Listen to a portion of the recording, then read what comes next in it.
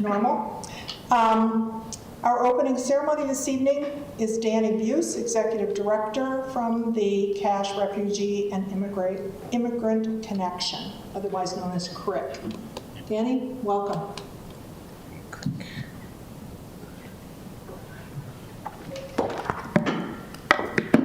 Thank you to all the council and the mayor for having us here today.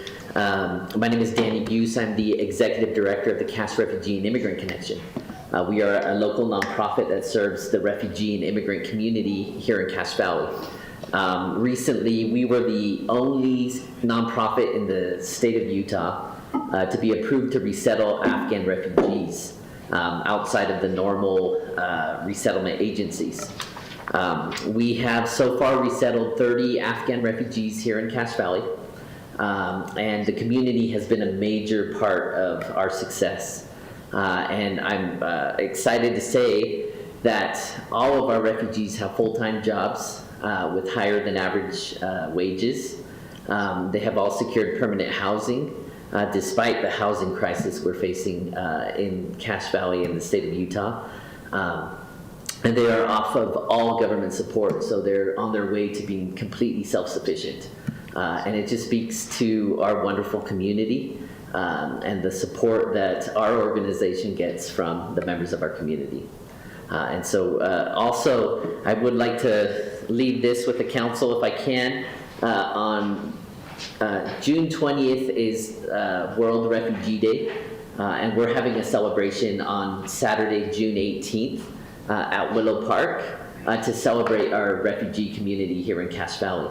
And so the events are free to everyone from 5 to 8 p.m. at Willow Park. So I will just leave this here. Thank you so much.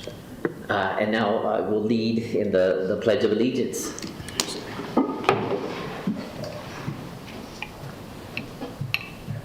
I pledge allegiance to the flag of the United States of America and to the republic for which it stands, one nation under God, indivisible, with liberty and justice for all. Thank you very much. Thank you, Danny. Family.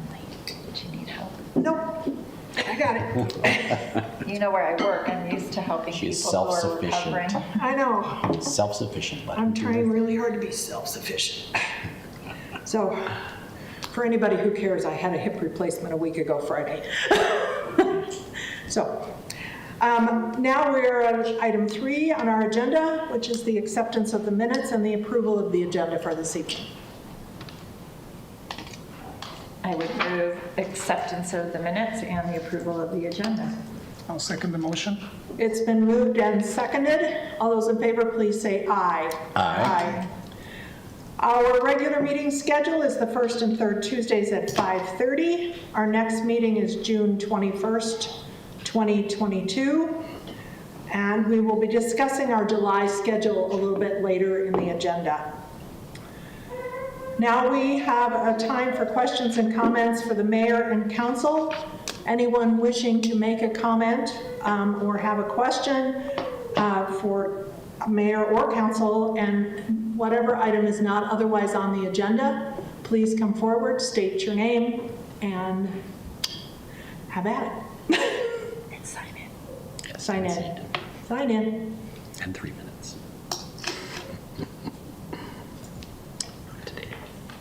Good evening. Hi. Hi. Hi, my name's Nicole Bernard, and I am the Executive Secretary for the Bear River Local Homeless Council. We have our meeting every month, the first Tuesday of every month from 3 to 4:30. It's usually virtual, and that's open to the public, so anyone can come to that. We had our meeting today, and I just wanted to share a bit of information with you, and then also offer a comment on Ordinance 22-11, so that's the rezone at 10th West and 2nd South. You can't do that right now. Oh, okay. Sorry. I can't do that? No.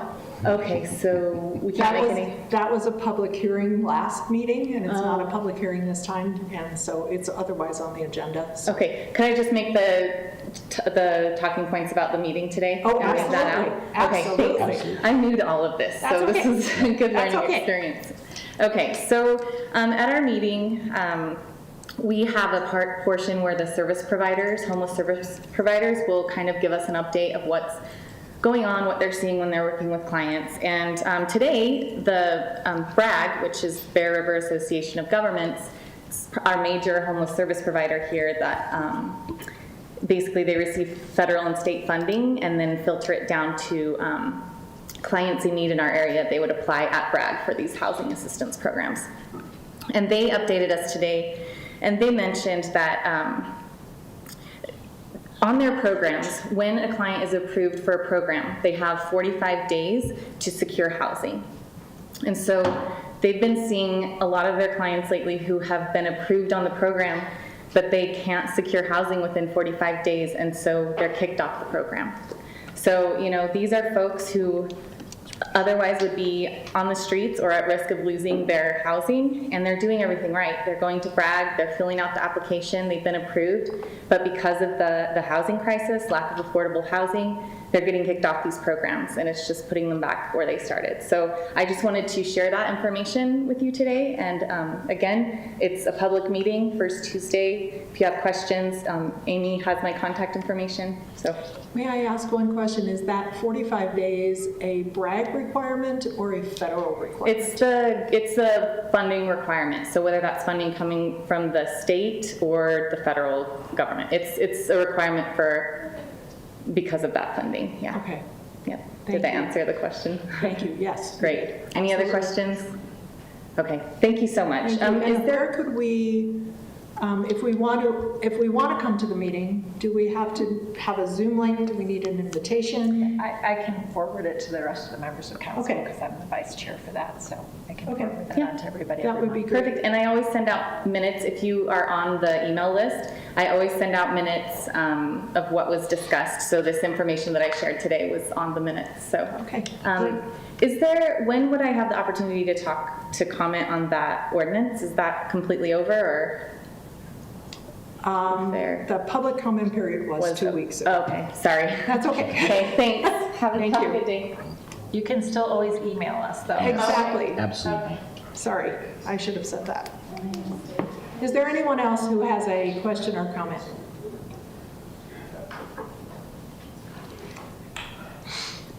Are you heading to the podium or to your chair, Gail? Chair. Okay. Sorry. Just wanted to make sure. I didn't want to cut you off. No, just needed to use the facilities before. Okay. That's excellent. Okay, we will move now to mayor and staff reports. Thank you. And we have one item that we have added to the agenda for tonight. To give you a little background before I turn the time over to the chief for the official commendation.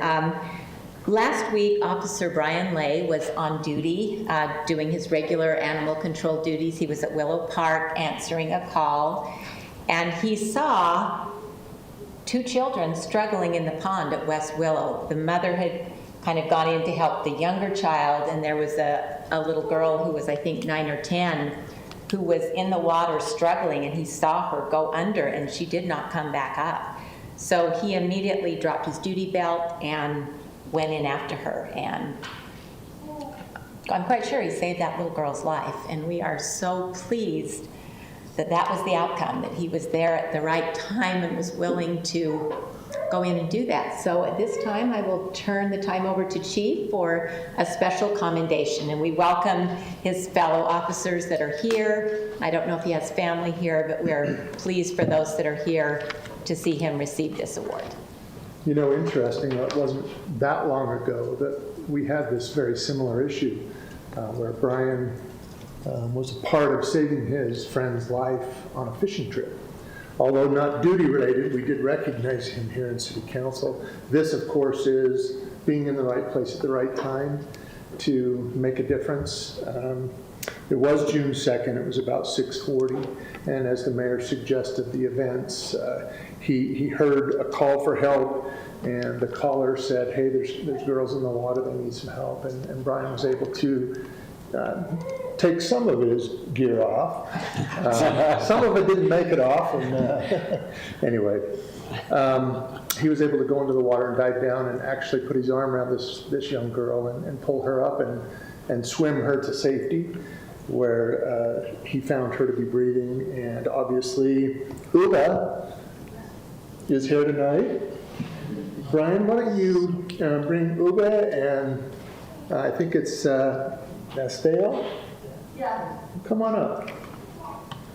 She is so cute. So Estelle is Uba's mother, who again was struggling, I think, with the 4-year-old, trying to help her to back to shore, back to the bank, and this is Uba, right? Yes.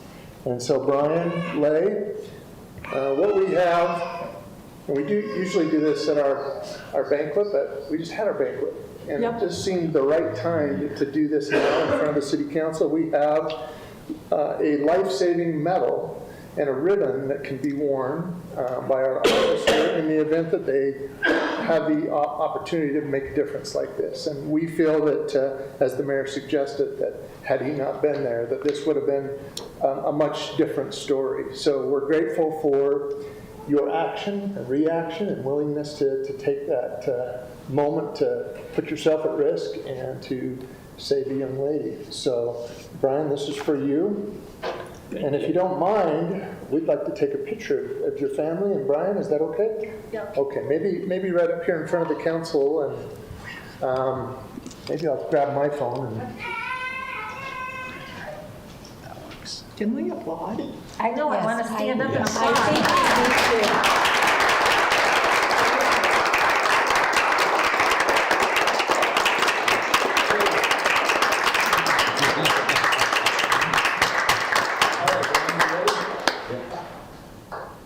Very nice picture. Thank you so much. Good job, Brian. Thank you for being in the right place at the right time.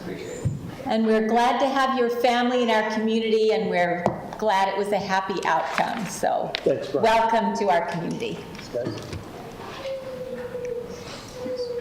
Again, thank you to Officer Lay, and that concludes my report for this evening. Okay, we'll move on to council business. I'm afraid that I don't have a planning commission update. I was getting ready for hip surgery. So I apologize for that. I'll move on to item B, our July meeting schedule. Ordinarily or customarily, we take one of the Tuesdays off in July, whether the one closest to the 4th of July or the one closest to the 24th of July. And I believe that we try and make it so if the 4th of July is on a Monday and we're on a Tuesday, that would make it a 4 or 5 day weekend for someone if they didn't have to come to council meeting. But we need to make that decision this evening, whether we would like to eliminate one meeting during the month of July, and if so, which one? Well, given the 4th is a Monday and the 24th is a Sunday, it would make more sense for the longer weekend to do the 5th Is that a as a motion, my dear? non-meeting day. So I would move that we postpone, is it postpone or? We cancel. We just cancel it. Cancel. We don't That we reschedule. cancel our meeting on July 5th. Is there a second? Second. It's been moved and seconded. Anybody have any heartburn about doing that? I'm not aware of any huge pressing issues that need to be decided prior to the 19th of July. Is anyone else aware of anything? It does typically mean it's a longer meeting next time to catch up, but yeah. At this present moment, Community Development said they had nothing to add to the agenda for the 5th, so Okay. we should be okay. And if Rich needs to move money around, we'll just have to do it all on a later date. So, any other questions? All those in favor, please say aye. Aye. Any opposed? Motion carries. Can I just throw out something that this complies with our city governance, that we don't have to meet twice a month. We only have to meet once a month, correct, Craig? So we're still meeting more frequently than is required by our city code. Yes. Okay. Because sometimes people say, you gave yourself a day off. It's like we actually add extra days every month. So we are meeting more than required. And so we're able to cut a couple of them off if we need to. We'll move now to the action items on our agenda. First action item is a public hearing. It is consideration of a proposed resolution adopting the Community Development Block Grant Annual Action Plan for Program 2022 for the City of Logan. Amanda, would you like to go over that with us just for a refresher? Yes, you want me to go over just run through the presentation? If you would. We did get the award letter from HUD, so the amount did go up some. So 2022 CDBG funding recommendation is $553,670. Available for reallocation from previous completed projects is $193,216.79. The goals are to invest 50% to infrastructure, 30% to community needs and public services, and 20% towards admin and planning. And then these are the list of the proposed projects and their funding amounts, and I'll go over each one of those. And then here's the estimated percentage we'll be at the end of this year in comparison to our 5-year goal. The 100 South Main Sidewalk project, funding is $50,000 to install sidewalk, curb, and gutter at 100 South from Main Street to approximately 50 West. There's an overhead view of the site. Next is the West Willow Park sidewalks. Funding recommendation is $42,000 to complete the ongoing 2017 accessibility improvement project.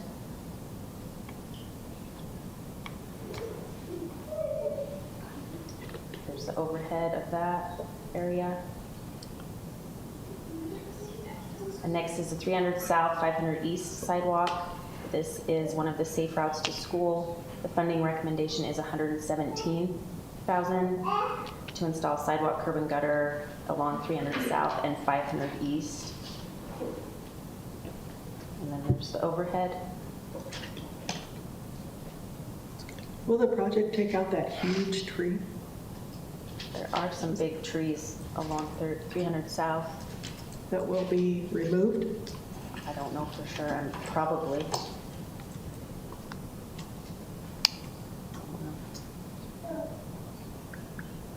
I can find out. I'd just be curious. Yeah. Next is the 100 East Poplar Avenue pedestrian crossing.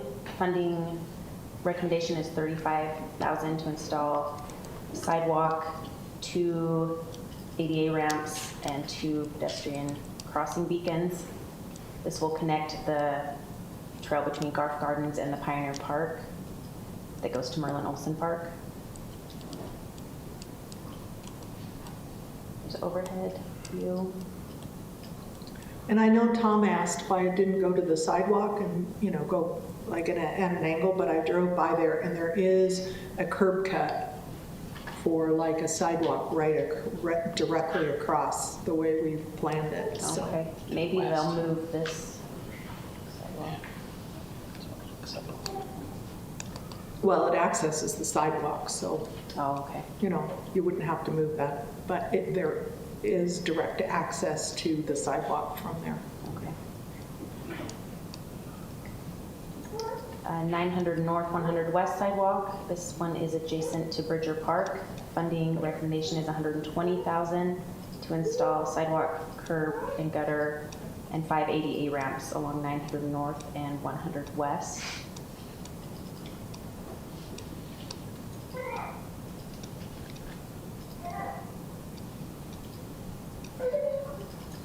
And the ADA ramp updates, the funding recommendation This, I added the extra or the additional funds to this project, so it's now 109,315, and that will get 21 corners upgraded or installed with ADA ramps. Nice. So because of the extra funding, this is now receiving the funds. Yes. Okay. I think we had a few and they just added more. Receiver project. And then the pedestrian crossing beacons project, funding recommendation is $133,216.97 to install flashing crossing beacons throughout the city. And this is the other receiver project. With the Whittier Center exterior paint, the funding recommendation is $29,622 to paint the exterior wood window frames and eaves. And then $110,733 towards program administration for one full-time employee and any Cdbg planning projects. And any questions? So I was not part of the discussion on the community projects.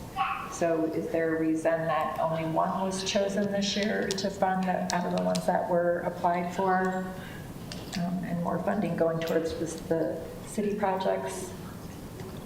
I think the steering committee determined that a lot of them weren't eligible projects. A lot of it was equipment items, office supplies. Or was there one staffing request? Yeah. Again, we don't fund salaries. Yeah. There were. I had to recuse myself, so. That's correct. Any other questions? This is a public hearing. If any members of the public would like to speak to this, please come forward, state your name, and 3 minutes.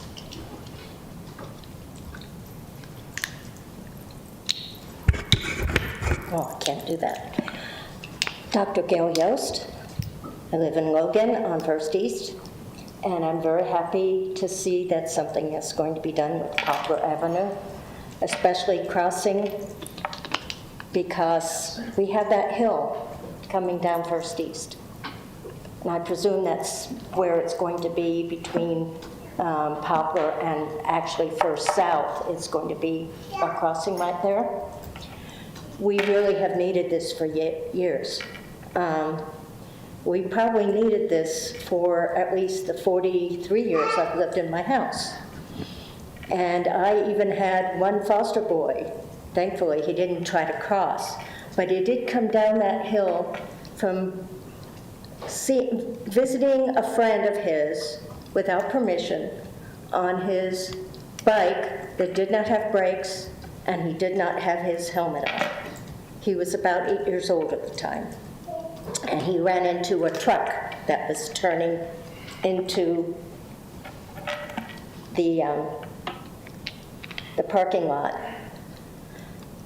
And he had a bump on his head, and the poor young woman who was driving that truck was actually in worse shape than he was. He knew he was in trouble with me. But had he been crossing, he could have easily been hit because he didn't have the judgment.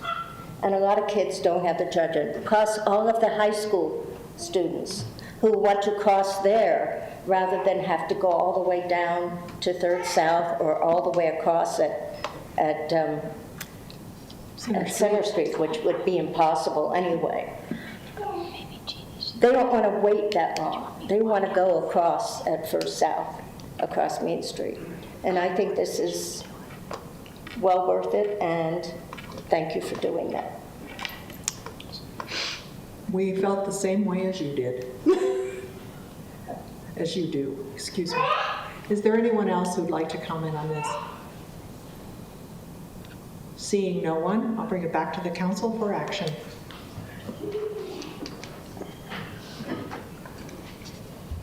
Move approval of resolution 22-16. I'll second the motion. It's been moved and seconded. Is there any further discussion? All those in favor, please say aye. Aye. Any opposed? Motion carries. We'll move now to our second public hearing. A budget adjustment, and it is, Rich, you want to go over the items quickly? There are 3 items to consider. First is a request to appropriate $1,753 for U.S. Department of Justice joint cases that were worked by the Logan City police officers. Second is a request to appropriate $33,000 of reserves for additional funds for credit card fees, fuel, and fertilizer at the Logan City golf course. Good news is, or the bad news is fees are up. The good news is revenue is also up. So we do have the funding to take care of that. And then lastly is a request to appropriate $1,540,000 for additional purchase power expenses through our electric fund. We've talked about this before, thus the reason for the surcharges that we anticipate will go into effect in July. Thank you, Rich. This is a public hearing. Are there any members of the public who wish to speak to this? Seeing no one, I'll bring it back to the council for action. I wish that the funds needed for electric were a little bit lower, but I understand and appreciate that our choices are really limited. So I would move approval of ordinance, or resolution 22-17. Is there a second? I'll second the motion. It's been moved and seconded. Is there any further discussion? Hadn't realized that fuel and fertilizer prices were up, so. You hadn't realized that. Hadn't noticed that, no. Touch of sarcasm. All those in favor, please say aye. Aye. Any opposed? We'll move now to our third action item, which is continued for our May 17th, 2022 meeting. It is a consideration of a proposed rezone of approximately 31.39 acres located at 1000 West and 200 South from commercial services and commercial to mixed use. Russ, would you like to just give us an overview of where we are? We're in the council chamber room. Thank you. That's approximately 6 o'clock. I'm in a So chair. this project's located on the northeast corner of 2nd South and 10th West. It's just over 31 acres. The Planning Commission reviewed and recommended approval for this about a month ago. It was continued last month with the anticipation that there were going to be some changes to the mixed-use zone and the code associated with the mixed-use zone. Those changes have now officially been submitted. They change the amount of commercial associated with the mixed-use zone. We heard feedback that there's not enough commercial in some of these recently completed mixed-use zones. So the amount of commercial is proposed to increase quite significantly, more than triple.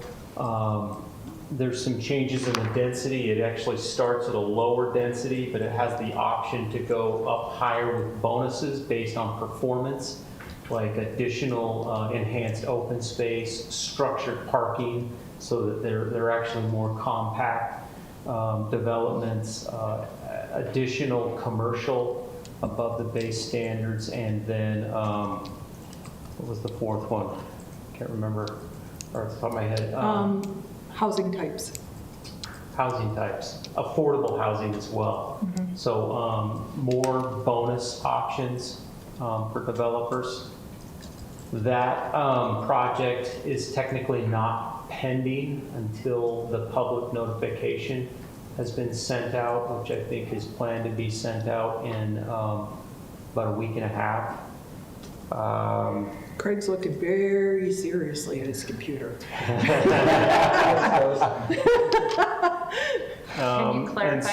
you clarify what you mean by that? See, he brought his scriptures out. So the pending ordinance, this is what we talked a little bit about last time. So if a project application were received for this particular property, it would have to adhere to the pending ordinance based on the outcome of that. Once the pending ordinance is officially noticed then that pending status begins.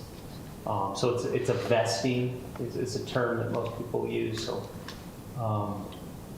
So our concern, if I can paraphrase, last time, and you guys can question that, but was that we were concerned that the density, that it was allowed by the mixed-use zone, the way it is currently written, was substantially more than we were willing to agree to. And we were anxious to see if we couldn't get better concepts into the mixed-use zone prior to letting any more mixed use be rezoned. So can you tell, for everyone who's watching on TV, because I know there are lots, what our process is, and Craig, if you would speak up as well in terms of what our legal requirements are if we are changing a specific land use category, and what the process is for this, what happens to it from our talking about it tonight, which is in very general terms. Yes, so the project was submitted yesterday at the deadline, so it will go on the Planning Commission agenda for July 14th. The project meaning the revised plans, or a project for that location? The code amendment. Okay, that's the project you're. Yeah, we you're do referring- not have a building project Okay, I for just want this to make site. sure people understand when you say project, you don't mean a building project. It's Yeah, the- sorry. Yeah. We call everything a project, whether it's a rezone, a code amendment, conditional use. So that code amendment will be heard by the Planning Commission on July 14th. They typically will send a recommendation in one meeting, but it's not a guarantee. They may continue the project, want further feedback. Change language. Change language, that's a public hearing. And so often folks come in from the public and will make comments which spur changes or, further debate or discussion. Once the Planning Commission votes and sends a recommendation to you, you see that approximately 2 weeks after as a workshop item, and then 2 weeks after that as a action item. That is also a public hearing. That is also a public hearing. So August-ish, you will likely see a code amendment before you concerning the mixed-use zone.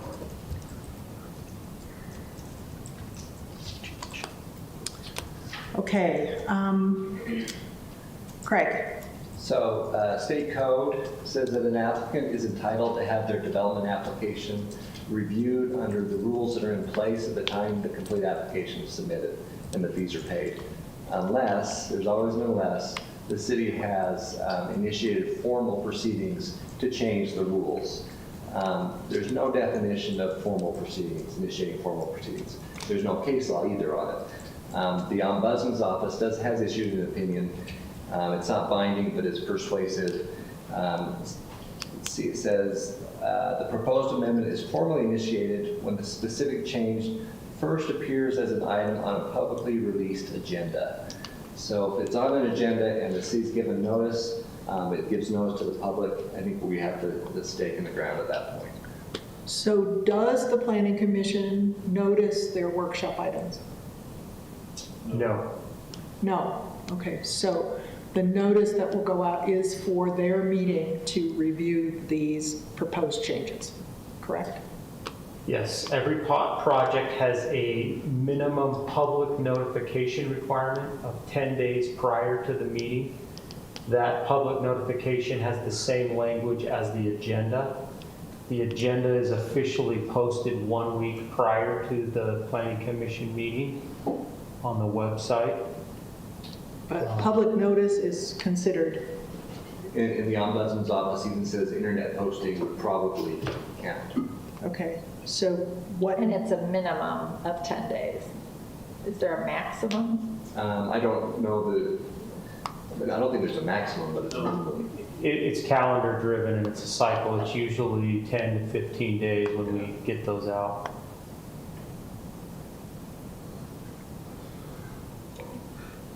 So we are sitting with a rezone that has been continued.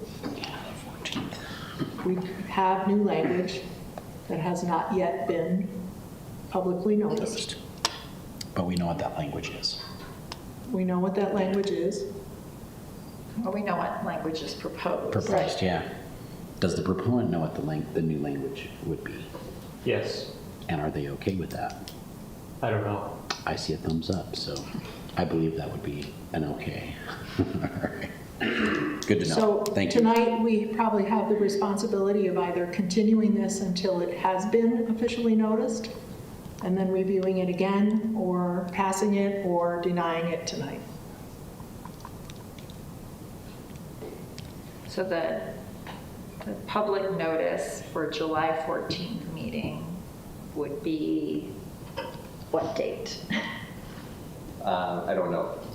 Is that the 11th? Yeah, right around the 1st of July is when that notification would be posted. So July 2nd.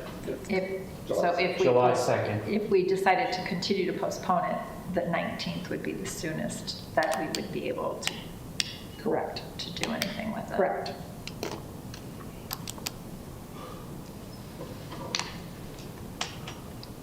So the question is, how important is it to have that public notice happen? So no building project has been submitted. And do we know how far off the proponent is from having a building project ready and paid for? I mean, is it possible it could happen in 2 weeks? He's told me months, but I don't know for sure. Are you allowed to ask? Such a genius, the chair. Yeah.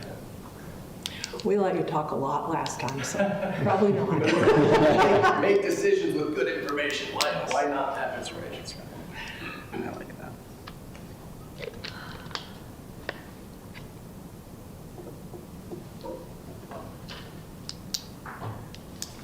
I'm waiting for y'all. Comments, Amy? Well,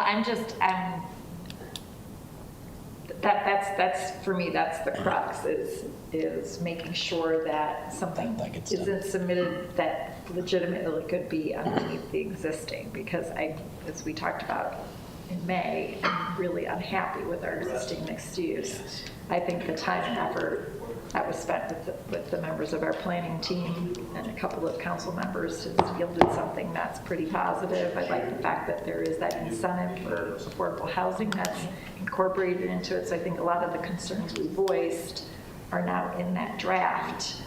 But so to me, it's just that tiny piece. So I like this mixed use project better than commercial and commercial services in this location. So I'm supportive of this. regardless of what the Regardless of mixed use timing, looks because like. I don't think either going to be able to do anything for a couple months anyway, so. I'm good either way, so, yeah. But I just think this makes a lot more sense for mixed use, especially if we can do housing across the street from that NR6 instead of a car repair location or. Russ, did you have something you wanted to say? Community development can publish the agenda before the next city council meeting on June 21st. It's atypical, but we could do that and officially publish that agenda so that is the stake in the ground, as you put it, for this particular instance. Yeah. Would that make it Rather more than waiting for comfortable July. if we had that? Yes, the stake in the Publicly ground posted, is an important thing to me. Yes. It's very important to me as well. I would be inclined to vote to postpone it further if we didn't have a stake in the Yeah. ground. in the But if we could next do that couple of before the weeks. 19th, then we would be good if we continue till the 19th. Correct. June 21st, Do I have the June 21st? Sorry. 21st, Yeah. our meeting on the 21st. 2 weeks from today. My calendar's off. My internal calendar. So as part of the resolution, I assume council could direct staff to go ahead and do that by that date, so. Yes. So I'm thinking, so we need a motion to continue the rezone request to The 21st. the 21st of June with the direction. direction to the planning, to the community development department to publish the notification of the mixed-use ordinance changes Prior to that meeting, prior to the meeting on the 21st. like tomorrow would be nice. Get that, Teresa? They could do it tomorrow. They could do it tomorrow, yeah. You can say tomorrow if you want. No, just prior to the meeting. We'll do it prior to the meeting, don't worry. Okay, so that's my There's an motion. answer. Trust us. That's my motion. Is there a second? So we're just Just gonna- to continue it to, For 2 weeks. For 2 weeks, So so we get that that- the so we get stake that is in the posted. ground. I'll second the motion. Okay, it's been moved in. Is there, yes? No public hearing or public hearing on the 21st? No public hearing. Okay. Is that okay? Okay. I'm good with that. Any further discussion? All those in favor, please say aye. Aye. Aye. Any opposed? Okay. Motion carries. We'll move now to our workshop items.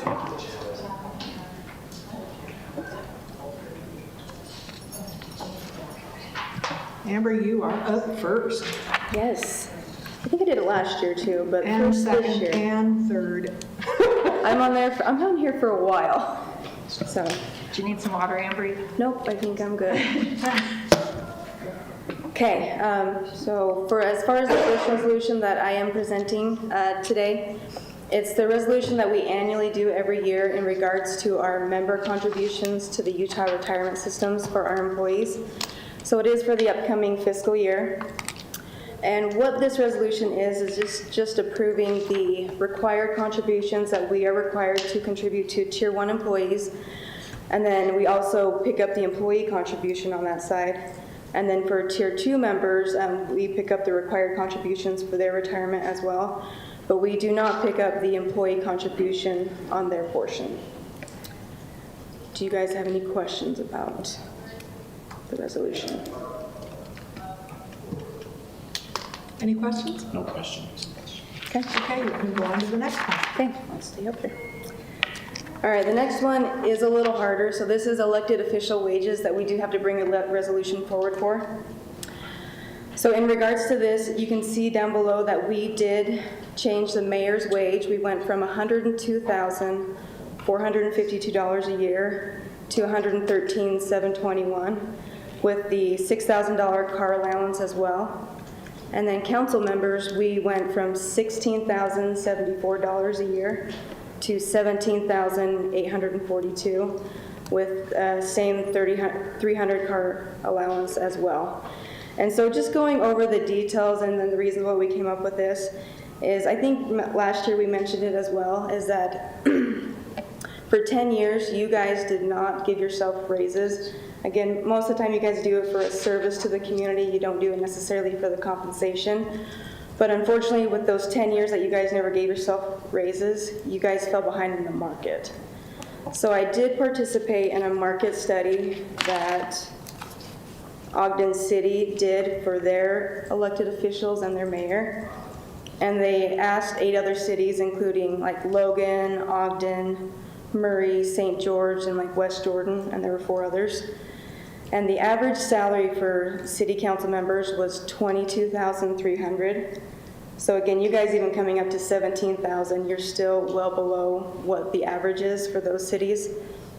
As well as the mayor. The mayor wage on average, again across those cities, was $116,900.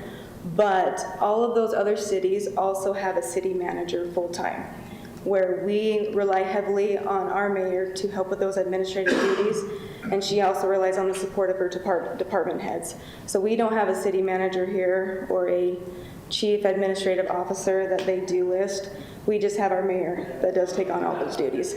So if you were to look at a city manager wage across the board on those cities, they're at $179,300. Wow. Yeah. And our mayor, again, takes on all those duties, and we're proposing a wage of 109. Or 113,721 for this next fiscal year. So, And may I just add that, just in order to kind of catch up, if you'd like to move forward with that, that is fine, but I would choose to donate the increase of the salary back to the city for a project, if you choose to do that, just. yep, that's up to you guys if you want to. And again, I just go back to, you know, a lot of council members and mayors have done it as a service, not necessarily compensation. But if down the road we are looking for qualified candidates, we do need to get these wages up to be attractive for those that would want to run for the positions. So that's why I'm recommending and proposing that these are the wage increases that we do for the next fiscal year. Thank you. Any questions? Thank you for doing the comparison. Yes. With the other cities too. So is there, I mean, not that I think it should be 22,000, but is there a reason that you didn't bring it up to that median level? What's the rationale for the 17,842, I guess is my question. So we kind of did an 11% across the board for council and city or mayor. Just that's what we felt like we could do budget-wise for right now, just getting you guys up there. You know, hopefully, you know, each year we can try to get them up, but it doesn't mean that we're going to be able to be in par with these ones because they also took into account like Provo City. Provo City's a lot bigger than us. Yeah. As well as Sandy City. And so, you know, they're bigger than us, but we should still continue to increase our elected official wages. Also, we've talked about keeping council kind of in line with employees, and while employees are a little different because they're going to be individually evaluated, some will receive more, some will receive less. It's generally in line with what we're doing for employees as well. And it's one of those conundrums, sort of like property taxes. Yeah. We should be raising property taxes every year, and we never want to. It's hard. Yeah. So, Yep. Okay, one more. One more, yes. The last one is a new one that just in this past legislative session in the state, they passed a House Bill 449. With this, it's requiring that the city provides bereavement leave pay for all employees, not just part-time and full-time, but for all employees up to 3 days of paid leave. So we currently do have a policy in our handbook, but it's just for full-time. But now this is a state mandate that is required for all employees to have 3 days of bereavement leave pay for those that are affected by a miscarriage or a stillbirth. And it doesn't matter the gestation period. It's for either of those two events. And this is over and above, I will say, forgive my ignorance on how PTO is earned by city employees. I know I knew this like 4 years ago, but I'm not remembering it. So is this, it's over and above if they had sick time, or if they have time, it's over and above. So it's not taking away vacation. It's not just saying, oh yeah, you can use your 3 days for this. It's over and above. Right. Okay. Don't feel bad. This doesn't make sense to anyone.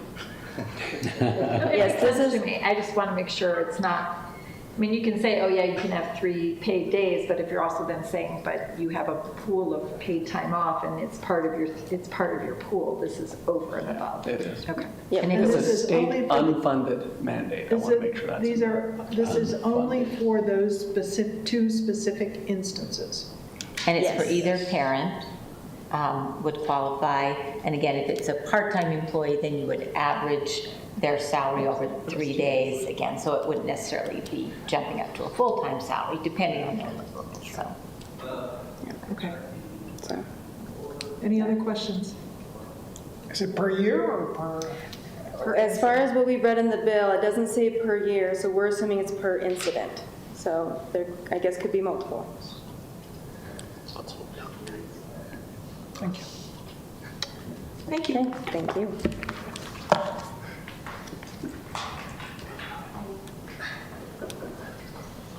Your turn, Mike.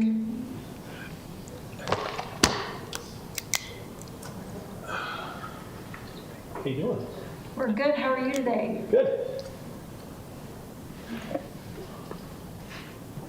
Okay. Time for the exciting stuff, right? Woohoo! Yeah. Is this the 3,500 acres? Yeah. All right. let's see, for the workshop, resolution 22-20, annexation policy plan, and then also the proposed code amendments that kind of go with it, trail along it. If I start talking too fast, tell me to slow down. We can kind of buzz through this. If you said it like 400 times, you kind of just moving too quickly. Wait, So- can you just first of all talk about, we have one of these plans already. Right, I'll get to it. Okay, I'll give you the background. thanks. So this is required by Utah Municipal Code 102401.5. Purpose of an annexation policy plan is it guides future external growth and expansion, so not internally to the city, but things that are around us. And in theory identifies those good areas versus those bad areas, helps us kind of logically plan and expand outwardly, and it's also a way to coordinate all of our other different plans that we have in place when we look at, say, roads, parks, sewers, things like that. We do have existing plans. We did one in 07 as our last one. Prior to that was 03, then 1996. So this is just an amendment to that 07 plan. It just works, it builds upon that. Things to remember about this, it doesn't define a period of time for annexation, so it doesn't force somebody to an annexation. All it does is draw an outer boundary on where we can grow into. And this isn't just about expansion to accommodate growth. You can also expand for a variety of different reasons. So we expanded to bring in Trapper Park. We could expand around the landfill for a variety of reasons. So there's other reasons why we want to expand as a city and not just for, new growth and development. So it's important that this does not identify land use or zoning. Okay, that's really important to understand that. We've got a lot of comments about that. It does not replace or supplant the general plan. And this in itself is preparatory work for our plan update that we're going to try to do in 2024. So just briefly, the Planning Commission had a series of specific duties they had to do. They had to provide notice to affected entities. They had to accept comments from affected entities. And affected entities are like the school districts, adjoining cities, any kind of public utility district, the county. So we've notified them multiple times about, we had a meeting and then a public hearing, and then we've notified them of this. So give us comments, give us feedback. So the Planning Commission held a meeting on the 28th. They held a hearing on the 26th of May. They modified the plan as appropriate, and then they submitted the recommended plan to you guys. Then your duties are the same thing, basically. We've done the noticing. We haven't got any comments. We would accept them, obviously, if we did. We'd include those in the plan, hold the public hearing on the plan, modify it, and then hopefully adopt it. So the different elements in the plan, there's an expansion area map. We define the community character. We do a little analysis on population projections. We do some vacant land analysis. We look at the needs and costs of infrastructure, municipal services. We'll estimate the tax consequences, and then we also have to answer or address why we would include sensitive lands in the city. So this is the existing plan in 07, and I put a black line on here just to kind of show you where our new line is, but this 07 plan included all the way out into, I think it's the Little Bear, so pretty far west. When I looked at this, I said there's no logical reason why we would grow that far west in kind of a defined time frame. So this is the proposed plan. This westerly boundary is 2400 west. It's a very easily definable line. It's a right-of-way. And so then within this proposed plan, we've identified 6 specific kind of sub-areas. So area A is this little guy here, B, C, D, E, and F. I'll go through those individually. But the idea was to break this up into logical chunks and then try to assess each of these areas based on kind of the potential. So in looking at population projections, we're averaging about a 1% growth rate per year. So we had 48,000 people in 2010, 52,000 in 2020, and then 58,300 in 2030, 64,400 in 2040. So theoretically, our residential growth will be just about 11,622 in this next 20-year time frame. And when you look at our average household size of 2.9 people per household, this equates to just a little over 4,000 new residential units that we need to accommodate this additional growth. Before 2040. Prior to 2040, correct. Look at USU's 20-year population projections. Their current enrollment for 2021, well, not current, 2021 fall enrollment on campus was 19,500.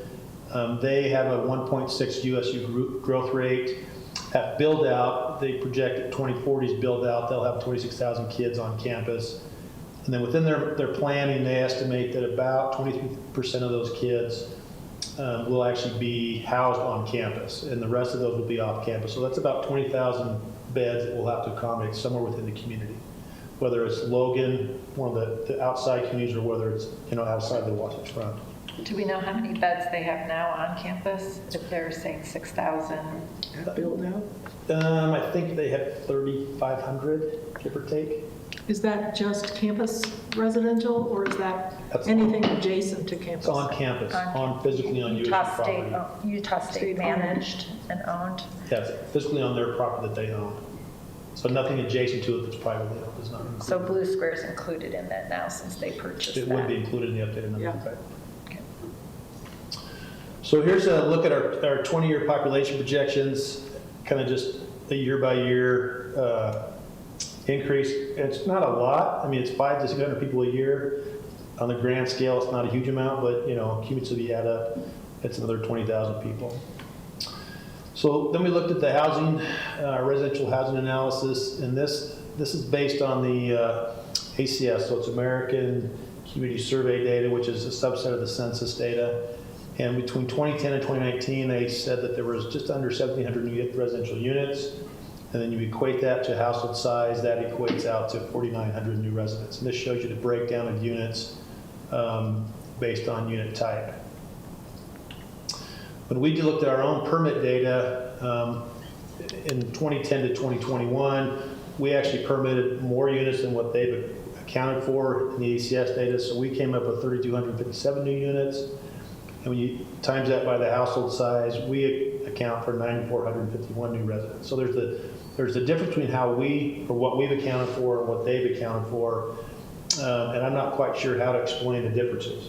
When we look at our data, what we're going to assume is that when somebody pulls a building permit, they're paying a lot of money, they're going to generally build. So there's probably a percentage that doesn't actually build, but the likelihood is pretty small. So if you're going to spend tens of thousands of dollars on a permit impact fee, you're going to actually go forth and construct.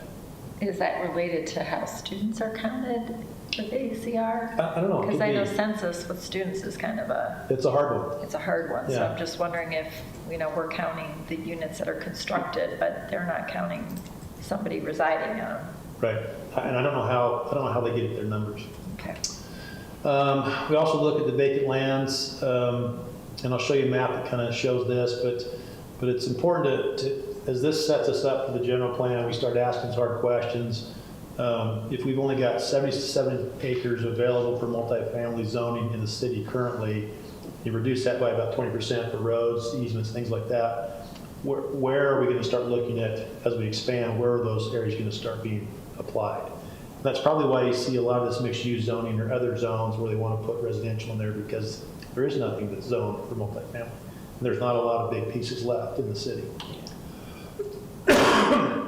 In the plan, it breaks it down by specific zoning. Here's a map that shows visually where vacant parcels are. What we've done with this plan is that we've excluded those big interblock areas that are partially developed, so where on the old part of town you have a half-acre lot that's got a house on the street, but it's deep and it's all open space back there. It's hard to say that that's actually available vacant property when in fact there's a house on it. So we can't assume that it's available for development because it takes a lot of consolidation to make it happen. So this is truly vacant property. And when you look at the map, the yellow is NR6. There's some scatterings of it. The biggest piece obviously is over here, Willow Lakes, up here where Quail Meadows is, and then out here along the road to Benson. But the rest of it, there's just not a lot of large vacant open space available for new development. That's why a plan like this kind of sets us up for that harder discussion about, as we grow, we can only grow westerly, right? Can't grow north, south, east, so we have to ask the good question, the hard question about how do we grow westerly. So again, this is our map. We look at 6 distinct areas. We look at location, potential growth, size and acreage of each of the area, the characteristics, parcel counts, proximity, suitability. So area A again is this little area right there on the highway. Cox Honey, it's on the lower left-hand side. This is called Purser Warehouse. This is vacant area. This is actually currently in the process to be annexed now, and hopefully it'll clean up this one last island in the city. Area B is out along the highway. It's an area we talked before about. It's an area that both us and Nibley have discussed about trying to rearrange our city boundaries. This parcel right here is owned by Aloof. They've just requested for a disconnect from Logan. They want to go into Nibley, so you'll see that probably come to you within the next month or so. That whole great big piece? Just the lower 10 acres or 11 acres. With that white, the lower white line Just is. where right there.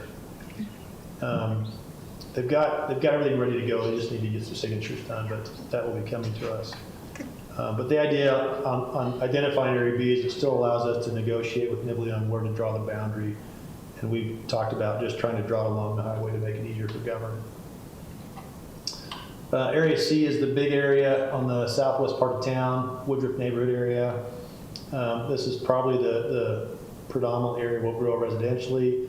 And so just in doing some general analysis of it, there's about 1,700 acres, 187 parcels. It's appropriate for residential and commercial growth, commercial around the nodes. And then I had to make some assumptions about how you would just prescribe some level of density so that you could kind of tease out what the unit count and population growth would be. And so about 346 acres at 6 to the acre would give you about 6,000 people. So this is just over time, as we logically extend our services and people want to annex in, this would be the way to go. And that's all county schools, correct? In That's that correct. section? Yep. Area D is just south of 2nd North, the landfill. We just had an annexation come through for this property right here, Visionary. And the way we looked at this area was the southern part of this would probably be good for residential. The northern area would be good for industrial and commercial. And again, when you look at 140 acres, just assigning a density of 6 to the acre, it's about 2,400 people, or 840 units. Area E is the area of the northwest side of town. This is an area that we're going to expand into industrially and commercially. So we're kind of setting ourselves up for that as you move west. Obviously, the issue out here is going to be wetlands, and how do you develop our commercial tax base while still being mindful of wet areas. Is there a reason you didn't go along Airport Road? Right there? Yeah, the area up here is already in Logan City. Oh, okay. So this was annexed in a few years ago, and probably one of those areas that we shouldn't have annexed until we actually had the ability to service it. Right. You know, services, sewer and water are only available down in this area. And to get out here, we've had a couple of projects approved out here, but it's all contingent upon running sewer and water out, and you know, it's millions of dollars to do that. So at some point it'll get there. It's just not going to happen tomorrow. Okay, thank you. Yep. Area F is across Airport Road and just further to the north. Again, this is an area of commercial and residential industrial growth. But again, it's predicated upon the provision of services. So as we look to grow outwardly, the growth areas require infrastructure and services. Growth's going to pay part of its own way. So as the development goes out, they're going to put in their own site-specific infrastructure, and they'll pay for their proportionate share of infrastructure to service them. But when you've got to put in a 48-inch sewer line to get out there, that's a pretty big cost. So it's challenging on what comes first, whether that goes in first or whether the development goes in first. So that's why you see some of those areas are still not quite there. So just to conclude, it's required by state law. We've notified affected entities. We haven't had any comment back from affected entities. This is the foundation for our plan update. And this is to help us prepare for additional growth. So happy to answer your questions. So do we know if any of those affected entities have also been notified by any of our surrounding communities? Like, I'm assuming, like, Nibley has a annexation plan if it's required by state law. And they may overlap. Are these affected entities getting notified by multiple communities that they're part of their annexation? They've been notified as they've done their plan. So when Nibley updated their plan a few years ago, they obviously let us know about it. You're just required to do it. No, we're not all doing it at the same time. But there eventually will be some overlap between our annexation plan and the surrounding communities? Well, we're trying to avoid that. So Okay. currently, Does this plan overlap with things that are in Nibley's annexation plan at this point in time, or are we in separate areas? yes, it does a little bit down on the south end, right in here, and then also on this area over here. So both Nibley and Wellsville come up, and I want to say they come up to almost 2200 south. Wellsville does too? Yeah. So we've tried not to deviate from what our plan has been, other than pull it back to the east. And we've pretty much drawn a line in the sand at 1300 south, but we won't go past that, at least in the foreseeable future, because of infrastructure. Okay.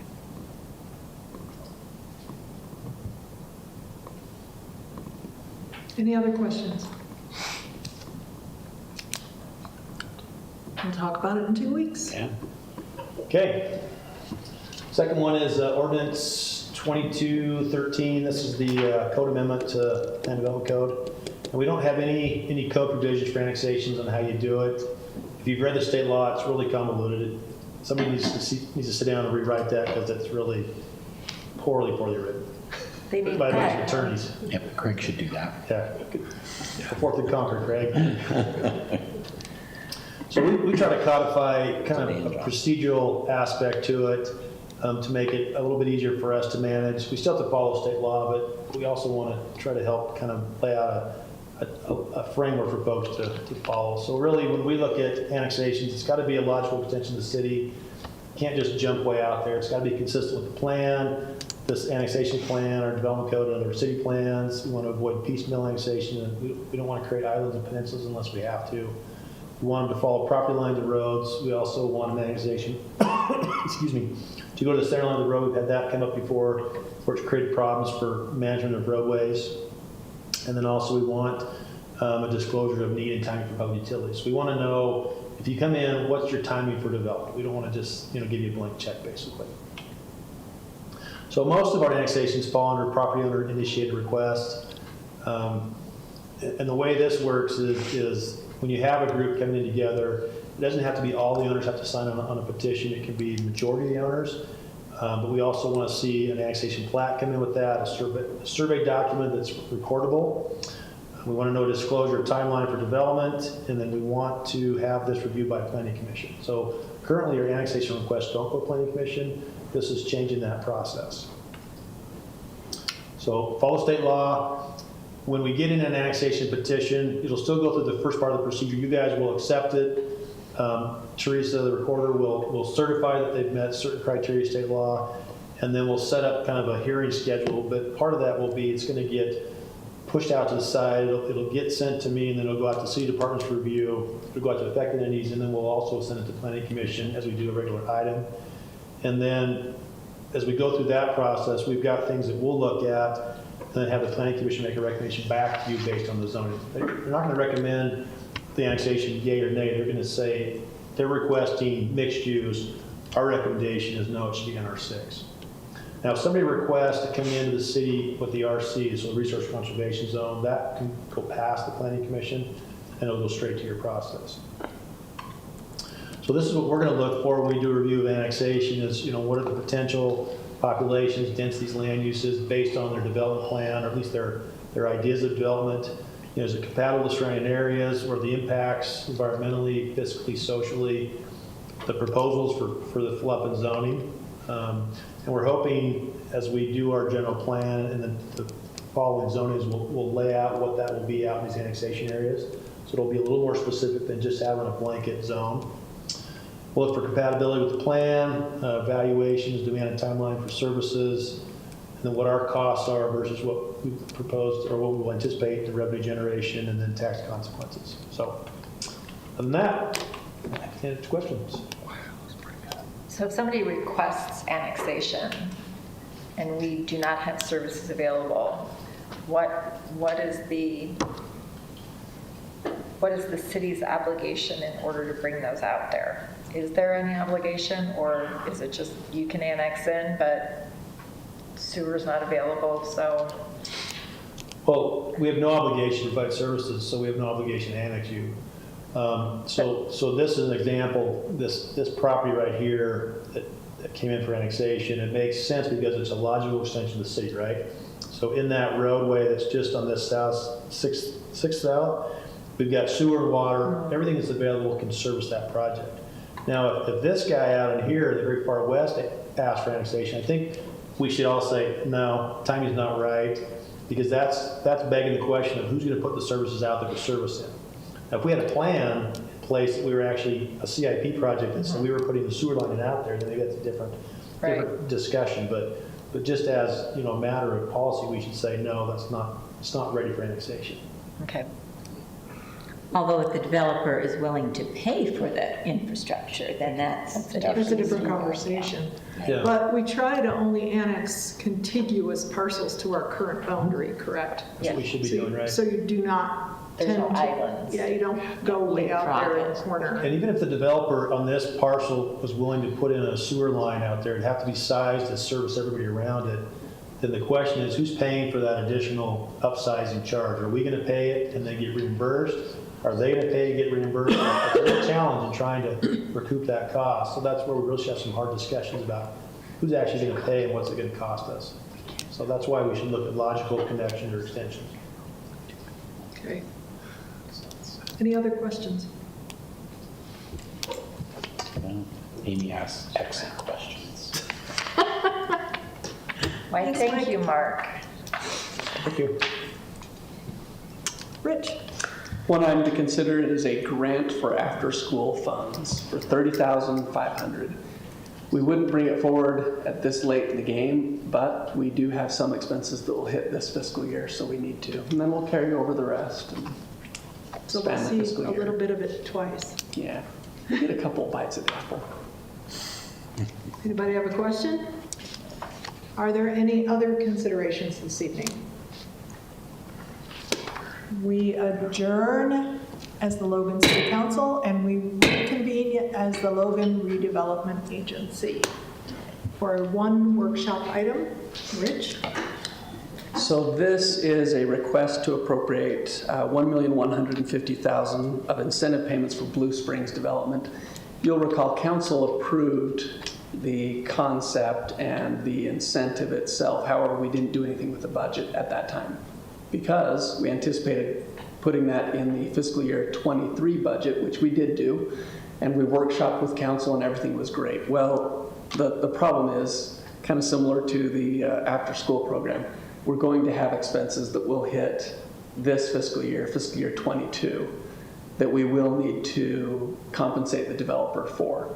Therefore, we're asking to pull it out of the mayor's proposed budget, that will be the council adopted budget, and instead bring it forward right now as an adjustment to the fiscal year 2022 budget so that we can fulfill those obligations that have already been met. And then whatever's left over will be carried forward. Right. So you'll again get a couple bites at the apple.